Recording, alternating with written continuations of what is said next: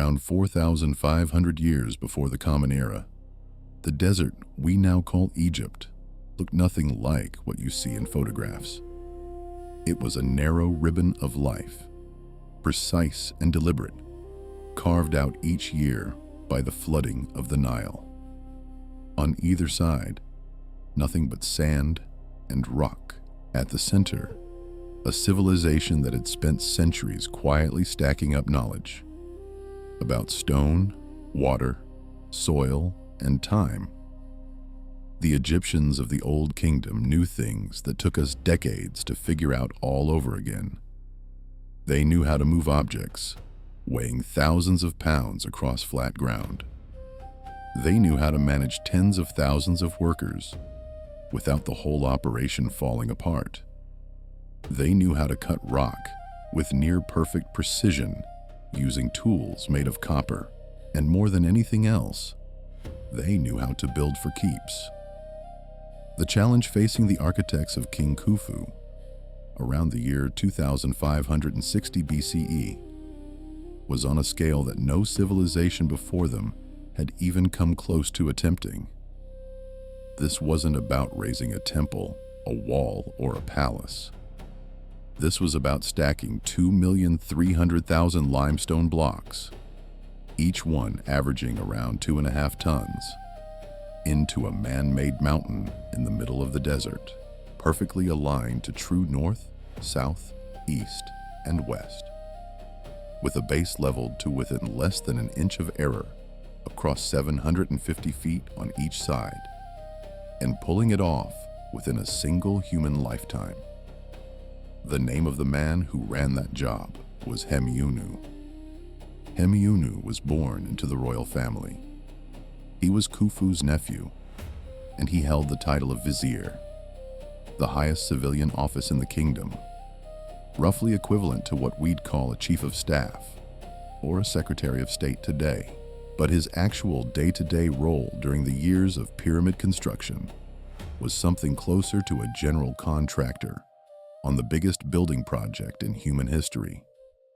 In ancient Egyptian, his job title translated as something like overseer of all the king's works. His statue was discovered in his tomb at Giza in 1912.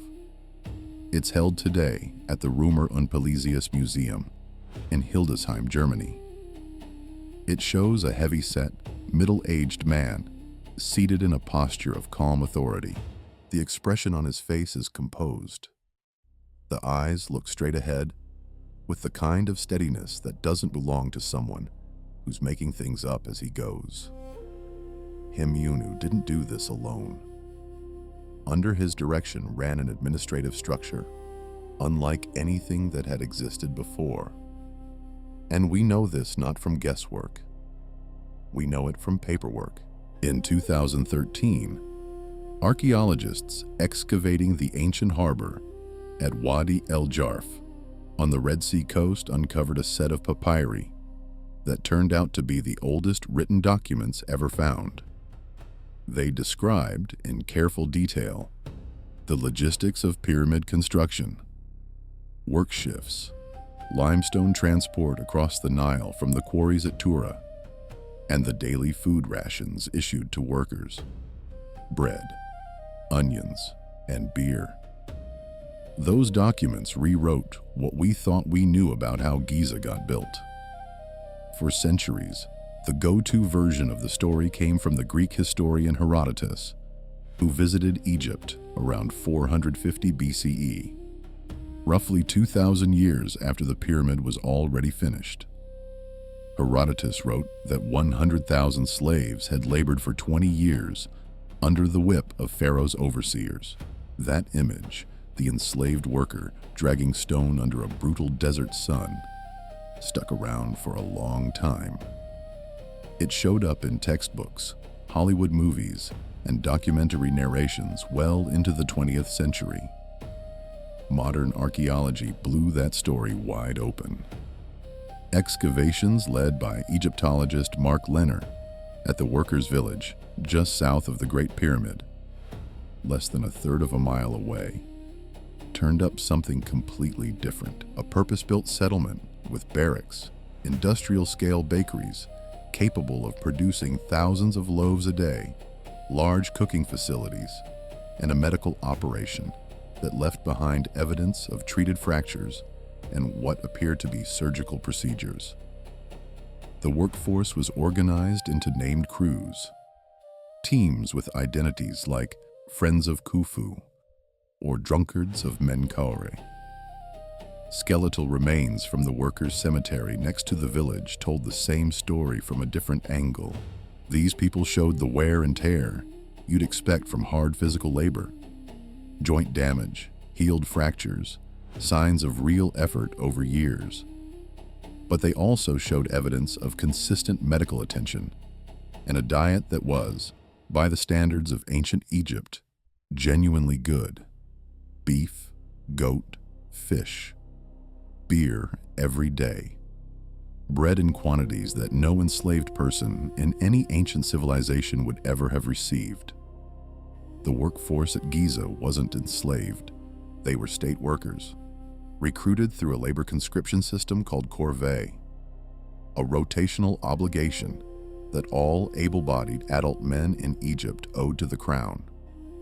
They rotated in and out on 3-month shifts.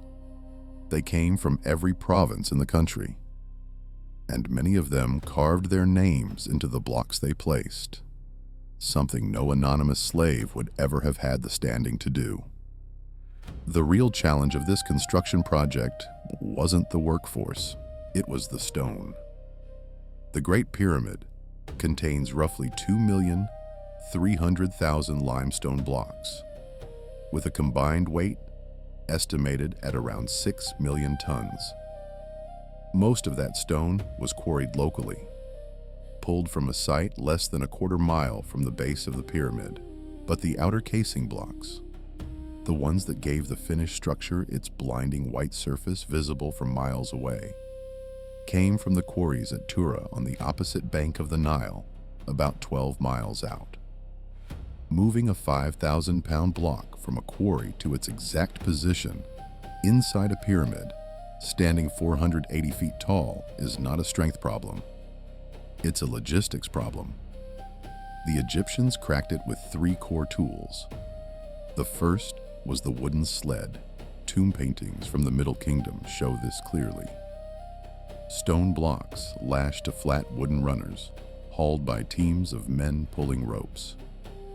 Out front, a worker poured water onto the sand just ahead of the sled's path.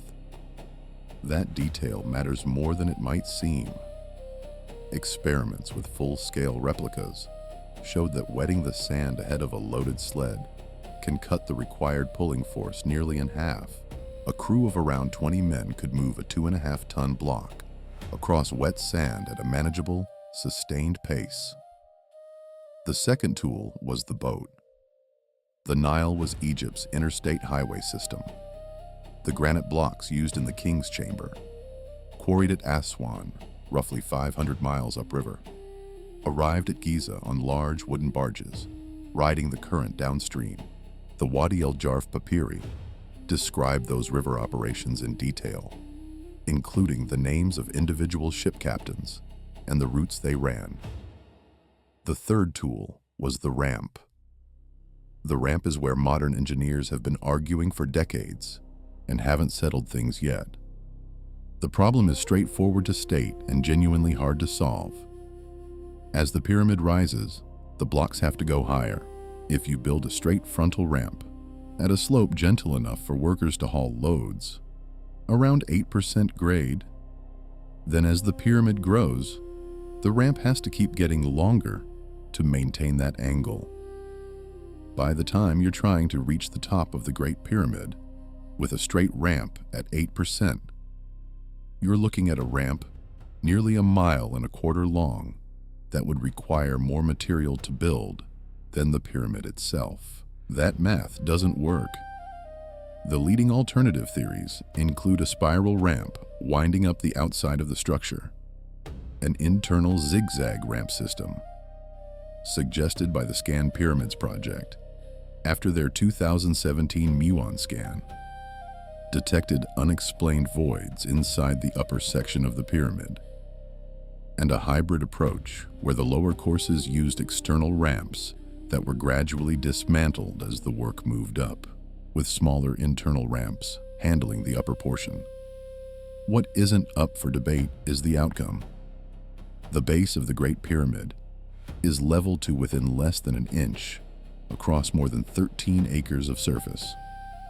All four sides point toward true north, south, east, and west, with a maximum deviation of 3 arc minutes. The corner angles are within 1/10 of a degree of perfect right angles. Those numbers aren't a lucky accident. They are the output of a measurement and verification system that ran without breaking down for the better part of 2 decades. The instrument that made that precision possible was called the Merkit. It was an ancient Egyptian alignment tool, essentially a notched palm rib paired with a plumb bob on a string.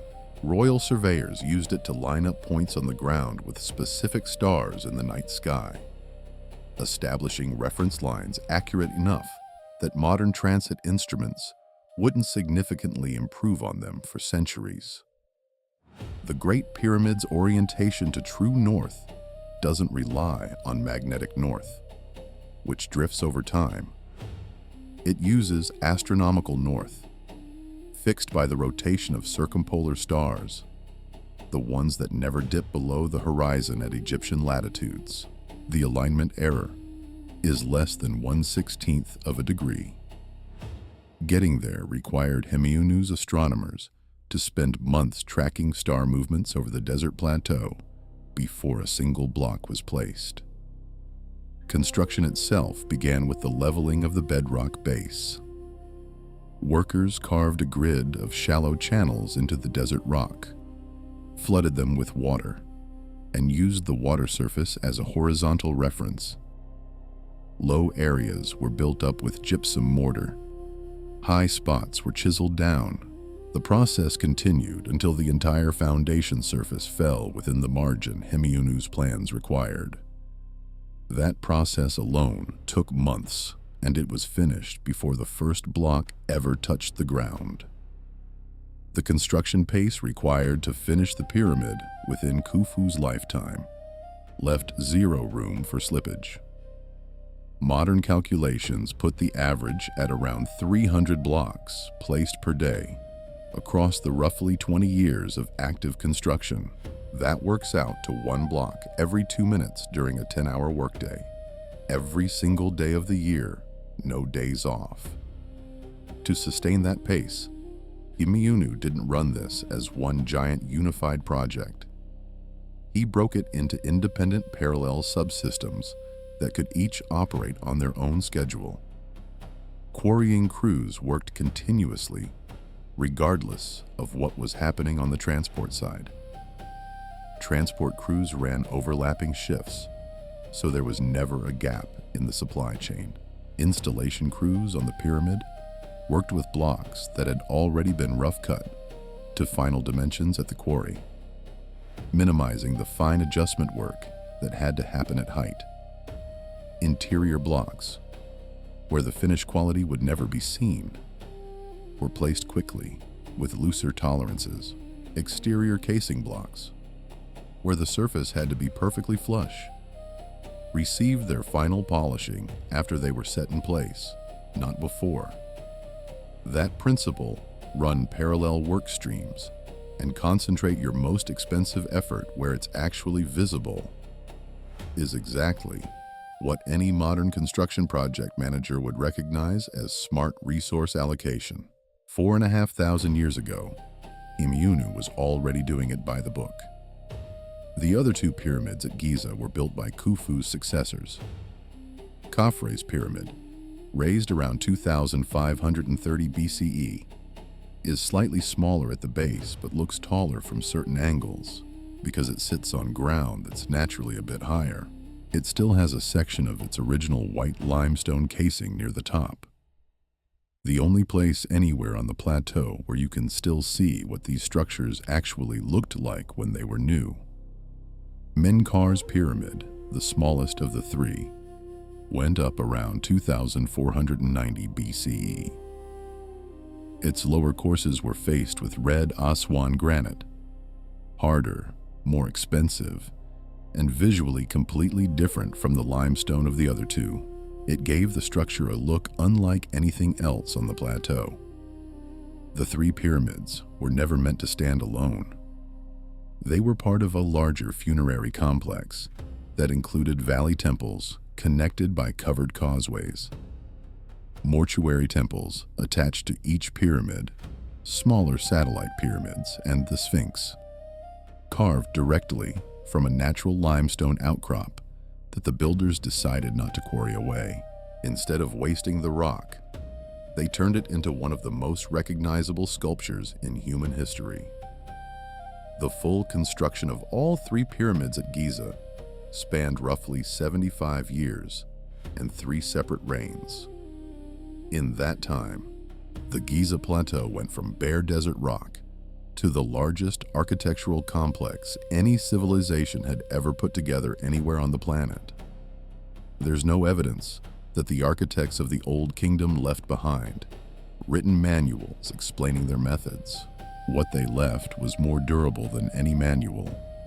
They left the buildings themselves, with their dimensions, their tolerances, their quarry marks, and their interior chambers that still haven't been fully explored. In 2017, the ScanPyramids team's muon detectors picked up a large unknown void inside the Great Pyramid, above the Grand Gallery, at least 100 feet long. What it is, what it was used for, nobody knows yet. Hemiunu died before his pyramid was finished. He was buried in a mastaba tomb, right next to the structure he built, which was exactly where a man of his rank belonged.